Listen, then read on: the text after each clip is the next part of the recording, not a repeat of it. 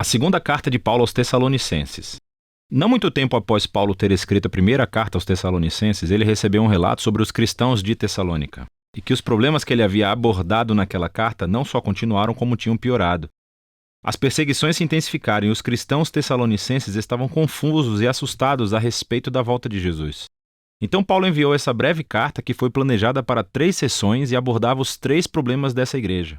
Primeiro, Paulo oferece uma esperança no meio da perseguição contínua.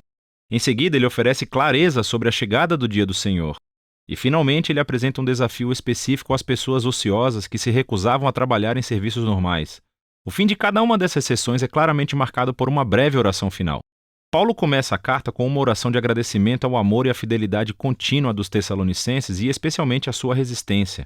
Ele ficou sabendo que os seus vizinhos gregos, romanos e até mesmo os judeus intensificaram a perseguição a esses cristãos.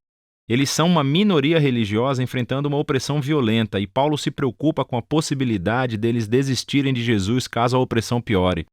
Então Paulo relembra-os, como fez na primeira carta, que o sofrimento deles por causa da sua associação com Jesus é uma maneira de participar do reino de Deus. Jesus se tornou rei através do seu sofrimento na cruz, e os seus seguidores mostrarão a sua vitória sobre o mundo imitando a paciência de Jesus e a sua resistência à não violência.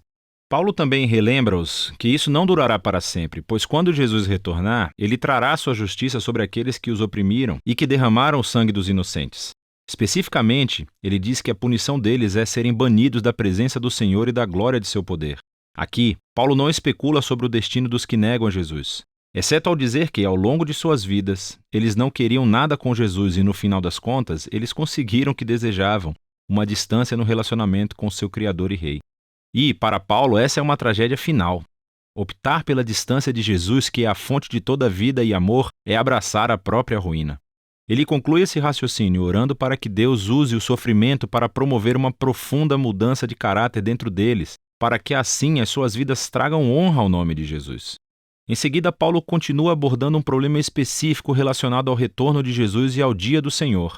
Alguém na igreja de Tessalônica estava espalhando informações erradas em nome de Paulo, dizendo que o ato final de justiça de Deus sobre a maldade humana, o dia do Senhor, já havia chegado sobre eles, e que essas pessoas provavelmente estavam prevendo datas sobre o fim de todas as coisas e assustando os cristãos.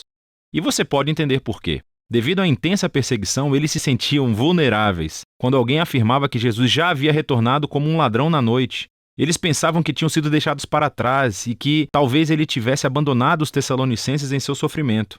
E esse tipo de conversa realmente irrita Paulo. Isso está deturpando os seus ensinos. O retorno de Jesus nunca deve inspirar medo, mas sim esperança e confiança. Paulo os lembra de tudo que ele ensinou sobre o retorno de Jesus quando esteve na cidade e faz um breve resumo aqui. É realmente muito breve. Esse parágrafo conta com muitos enigmas e problemas de interpretação.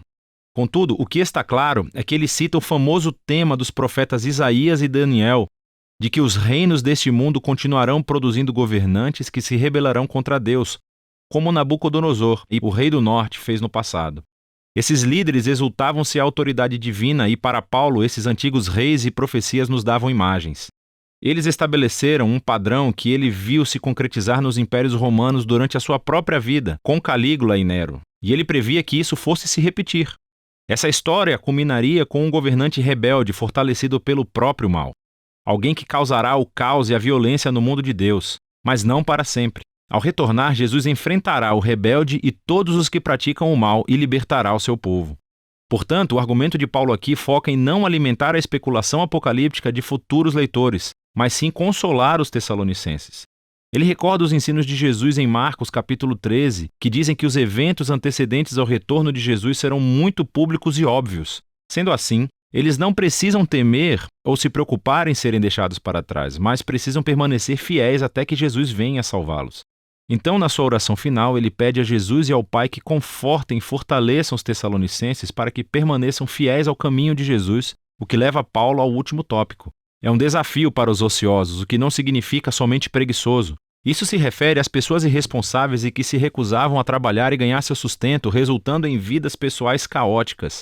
Realmente, Paulo já havia abordado esse problema em sua primeira carta e parece que tinha piorado. Agora, nós não sabemos com certeza o motivo por que algumas dessas pessoas dessa igreja se recusavam a trabalhar. É possível que esse problema esteja ligado ao anterior. Talvez algumas pessoas tenham pensado que se Jesus iria voltar em breve, eles poderiam abandonar os seus empregos e voltar à vida normal.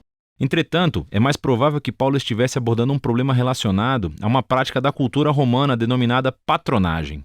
Havia pessoas pobres vivendo nas cidades e elas se tornavam clientes como se fossem assistentes pessoais de pessoas ricas. E eles viviam da generosidade ocasional, mas havia muitos interesses envolvidos. Às vezes isso envolvia os clientes no modo de vida moralmente corrupto do seu patrono, para não mencionar que isso gerava uma renda imprevisível. É a isso que Paulo parece se referir quando diz que essas pessoas levam uma vida desordenada. Elas não estão trabalhando, estão se metendo na vida dos outros. Paulo relembra-os de um exemplo que ele deu quando estava com eles. Ele não pediu pelo seu dinheiro. Ele tinha um trabalho manual e pôde ganhar seu próprio sustento, para que pudesse servir aos Tessalonicenses de graça. Ele diz que isso é o ideal. Um seguidor de Jesus deve seguir o exemplo do amor de entrega de Jesus através do trabalho duro. Dessa maneira, eles podem se sustentar e as suas vidas podem ser um benefício para as outras. E ele conclui com uma oração final. Que no meio de toda a confusão e sofrimento deles, Deus lhes conceda paz, através do Senhor Jesus, o Messias.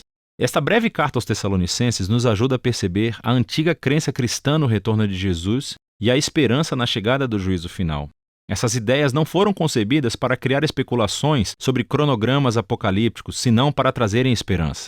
Elas inspiram a fé e a devoção a Jesus, especialmente para os cristãos perseguidos que enfrentavam oposição violenta. E assim, para as próximas gerações de cristãos, estando eles sob perseguição ou não, essa carta nos lembra de que aquilo em que você coloca a sua esperança molda a vida que você vive.